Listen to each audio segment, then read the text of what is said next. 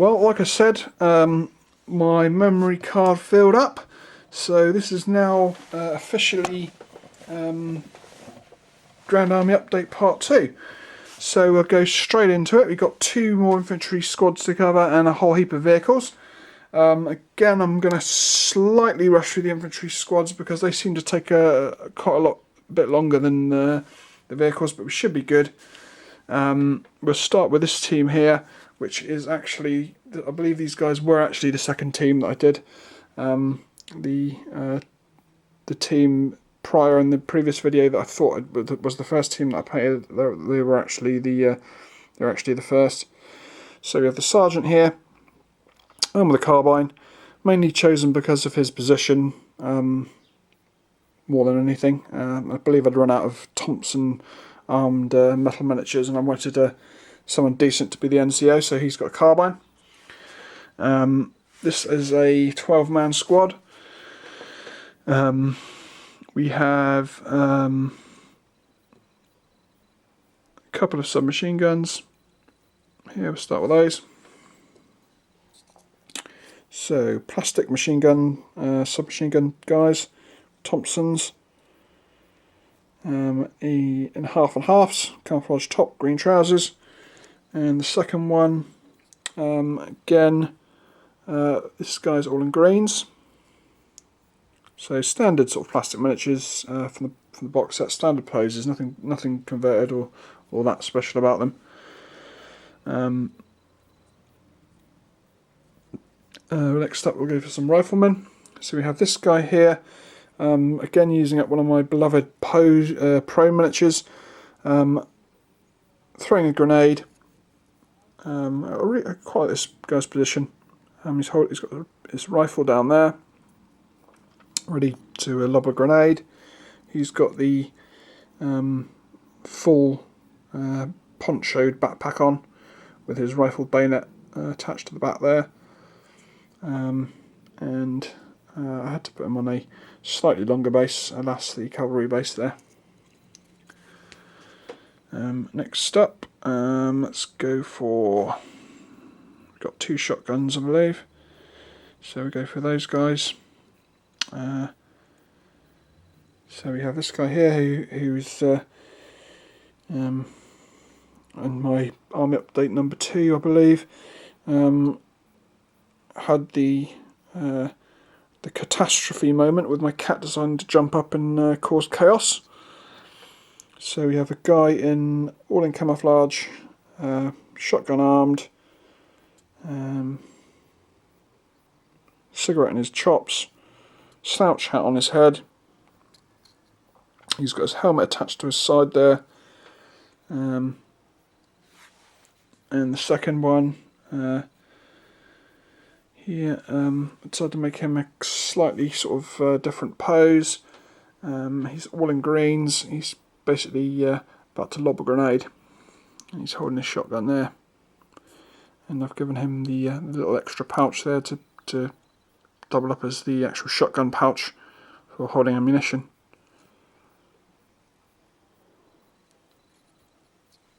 So that's the shotgunners. This is a two bar team squads in this team. This actually we've got another submachine gunner here. This is the corporal. You can see he's kind of advancing on the grenade as well. He's all in greens with a standard Marine Corps helmet cover. So there we have the riflemen. Half and half, camouflage trousers, green top, standard Marine Corps helmet cover. He, I believe, is, yeah, he's one of the riflemen. Here's one of the bar teams. So we have this kneeling bar, all in greens,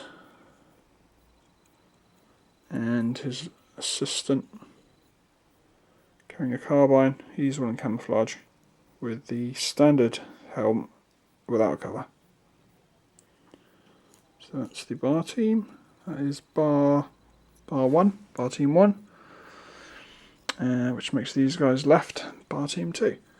So we have this guy holding his bar, half and half, green BDU top, camouflage trousers, and he is lobbing a grenade.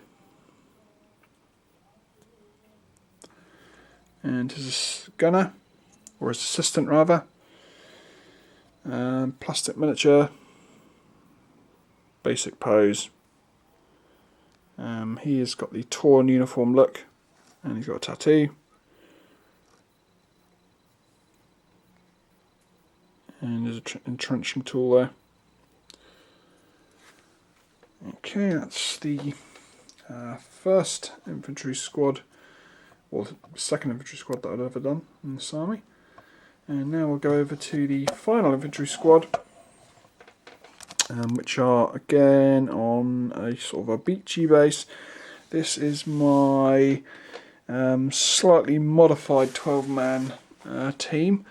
They were supposed to be in the same sort of format as the others, so sort of 3 submachine guns, 3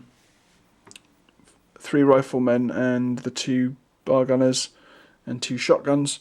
But I decided to change them up slightly, so they're actually got 3 bar gunners in to give them maximum firepower. So we'll start with the sergeant. This is one of the few squads to have a plastic sergeant. This guy is in dual green camouflage trousers, green top, standard Marine Corps helmet cover, and he's got the rather cool shoulder slung Thompson. Then we have the corporal, who is the only other man in the unit to have a submachine gun. He is all in camouflage, with a standard helmet cover, and he's in a quite a cool pose, sort of telling his team to halt, or shouting out some orders. Next up we have the riflemen. So 4 riflemen in this squad, 2 that are advancing with bayonets. Do these guys together. These guys are, one's all in camouflage and the other's in half and half with green trousers, and they've both got standard Marine Corps helmet covers. And we can see that they've also, because their bayonets are on their rifles, I have removed the actual bayonet handles from their scabbards, so they both look like they've got empty scabbards, which come out quite cool. So there's those 2 guys, and the final 2 riflemen, which are again kind of bog standard. One's plastic, one's metal. Standard rifleman, all in greens with a Marine Corps backpack and standard helmet cover, rank of private. And the kind of advancing prone miniature, mainly used because I wanted to use up all my metal miniatures. So we have this guy in a half and half, green BDU top, camouflage trousers, and the standard Marine Corps helmet cover, and he's kind of advancing along the dirt or the sand. Finally we have the 3 bar gunners, or the 3 bar teams. We start off with this guy here. He is a metal bar gunner who's prone. I added a bipod from the plastics box set. You can see he's kind of wrestled between 2 rocks. He's got the normal helmet without a cover, and he's got a full camouflage outfit uniform on. Quite like this guy's pose. So that's the number 1. And the number 2 here is designed to be kind of loading his Garand with a fresh clip, and he's got a slightly converted arm there to make it look like he's loading in his clip, and he is all in camouflage with a standard Marine Corps helmet cover. And I kind of like the way this guy turned out, because not only did his hand turn out perfect, but also the way he's kind of looking down at it kind of worked out perfect. And I've given him a satchel, which is actually a medical satchel with the medical bits removed, to add for him to be able to carry extra bar mags for his bar gunner. Next up we have the second bar team, all in greens, advancing with a standard Marine Corps helmet cover, and his loader, who is gone for the Garand rather than a carbine. He is all in. He's got green top and camouflage trousers, and he also has the extra satchel there to carry the extra magazines, with his open uniform top there. And finally, the third bar team. So here's the assistant, standard Garand, Marine Corps helmet cover and a fully camouflaged outfit, and his bar gunner, who's in this rather nice sort of standing, firing his bar pose, again all in camouflage with the standard Marine Corps camouflage helmet cover. So that is all of the infantry taken care of now. We're going to start on the vehicles next, and we'll start with we do a quick overview of the aircraft. I've covered this in a video before. F4U Corsair, die cast by Corgi, with some rather rough green stuff bombs, a nice piece of nose art there, which is actually on the aircraft already. I added the weathering myself. I took the cockpit off and repainted the pilot. This is a 172 scale aircraft, and you can also see that I added a little bit of detail to the cockpit there by adding some dials and stuff, and some bombs under there made out of green stuff, but I still haven't got around to putting some fins on them. And then of course the flying in over the beach type base, which is still one of my favourite things I've possibly ever done. I think it came out so cool. It's the first time I decided to ever use a sort of liquidy water stuff as well, and it came out really cool. I almost wish I added a little bit of a thicker layer of it. But you can see there's the beach and the water's sort of lapping up onto the beach. It came out really, really cool. And look out, Japanese, these guys are going to give you some serious hurt. So that's the air support. Next up we'll go for the armour. So we have the Sherman here.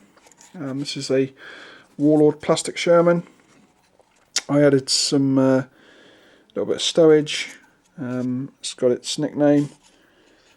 It's done in a sort of a very plain US Marine Corps colours style. It's got a closed hatch. I really want to put Commander in it, but I never got around to it. It's kind of weathered up. It's probably the cleanest of my models. I might actually go back and put a little bit more weathering onto this. It's very lightly weathered. It was the first sort of Allied tank that I ever did. It kind of came out pretty cool. I think my vehicles that I did after it came out cooler. But it's a basic Sherman. It can be used both for US Army or Marines. Really, it's kind of very sort of generic design. I might possibly even do another Sherman up and make it a little bit more Marine Corps. So next up we have the little M5 Stuart. This is a Warlord model, and this guy has got some a little bit more sort of weathering. It's kind of a little bit rusty, a little bit muddy, not too bad. It's got its commander there. It's kind of looking at various Marine Corps Stuarts. This was a sort of quite a basic sort of colour scheme, which again kind of really could be used for the European theatre all Marines really. Just kind of, I suppose you could swap out the commander for a sort of less of a Marine look and more of a US Army look. And I have left the 30 caliber on there, although in reality most crews took them off because them and jungle foliage didn't get along too well. They'd always end up getting caught on something and sometimes being ripped off. But I'll leave it on there for now.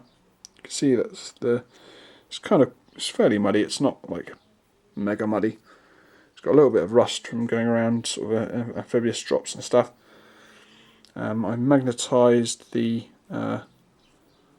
turret, which is something I quite like doing, and it came out pretty cool, I think. So that's the number 5. Next up, we will go for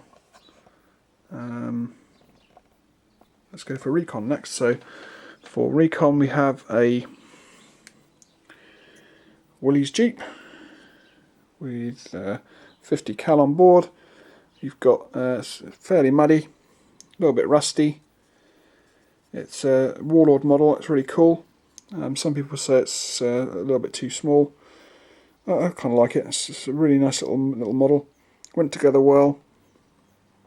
Got the 50 cal gunner on the back, which was quite a pain in the ass to get him to actually stick on there. Some nice bits of backpack and stowage and stuff.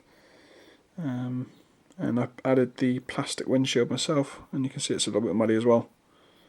Quite a cool little vehicle. The next up is one of my newer additions, which has never been seen before in an update. And this was my M3 Scout car, which was the last unit to be added to my Marine Corps Army, and it came out really, really cool. Not only is it a cool model to start with, but the way it turned out in the end, I was extremely happy with it. It's got great stowage. It's got the tripod for the 50 cal on the back. It's such a great little model.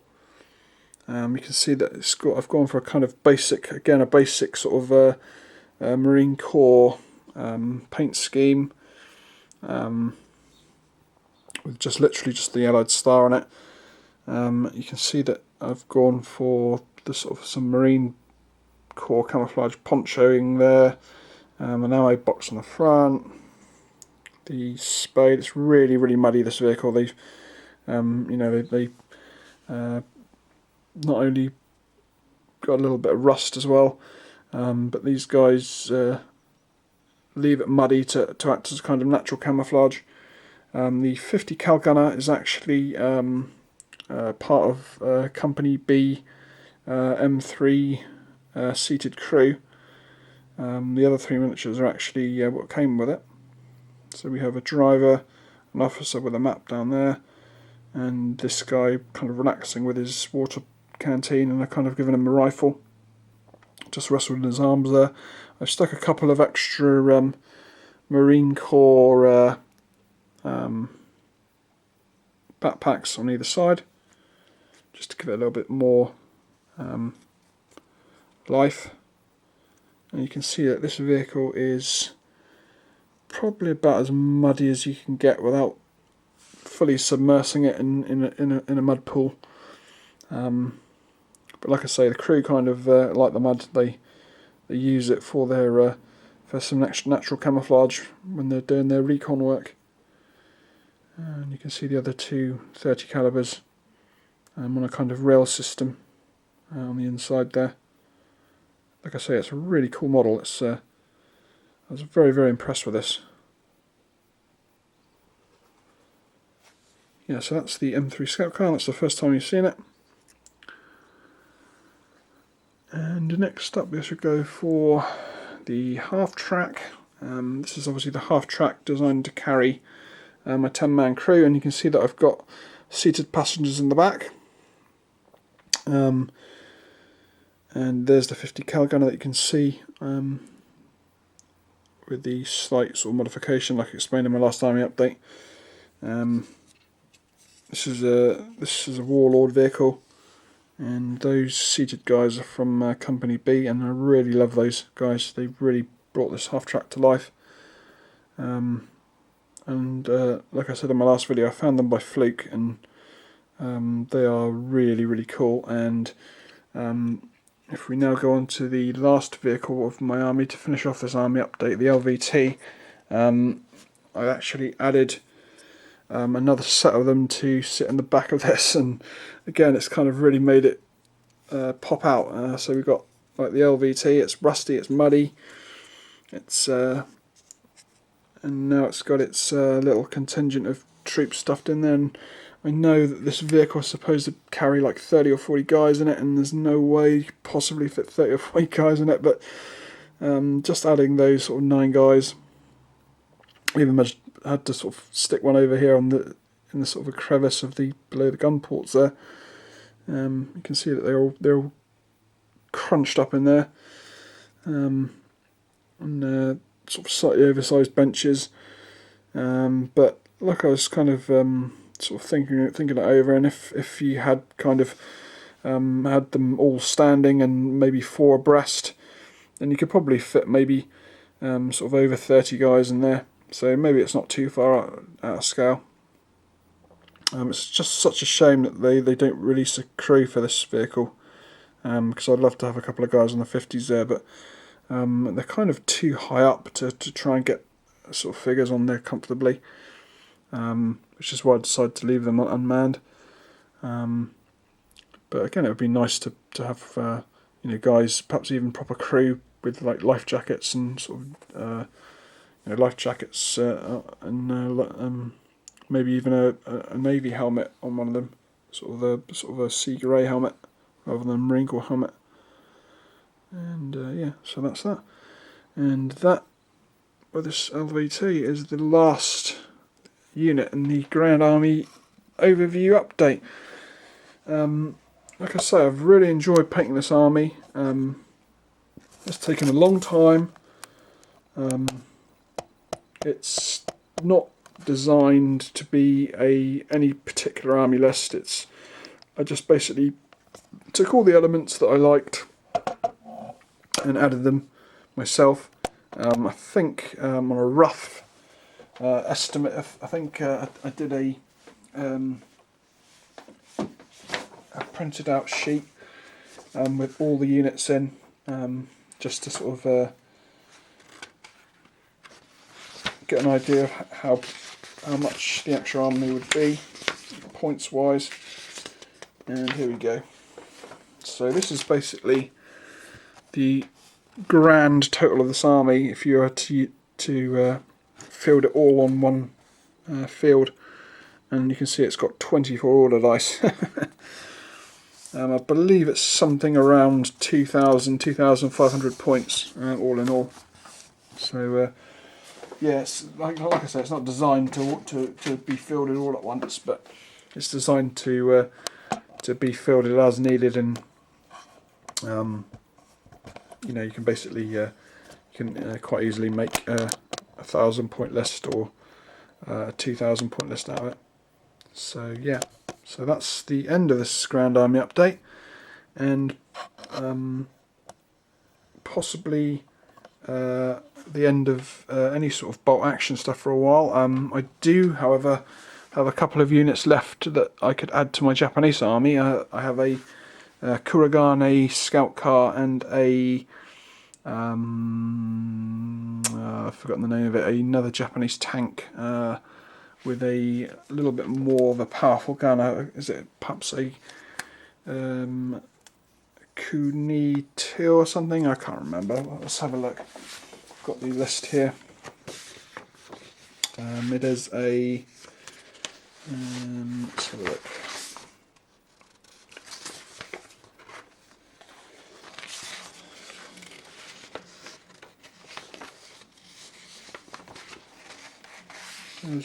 Type 3 Honi 3 tank destroyer. That's the tank. So I've got those two to add to my Japanese army, and when I get round to doing those, I will do an update video on those. I've other things that I've been painting, I've just finished off a 6-point Viking warband for Saga, so I might perhaps do a little video on those. But for now, this is a grand goodbye from my US Army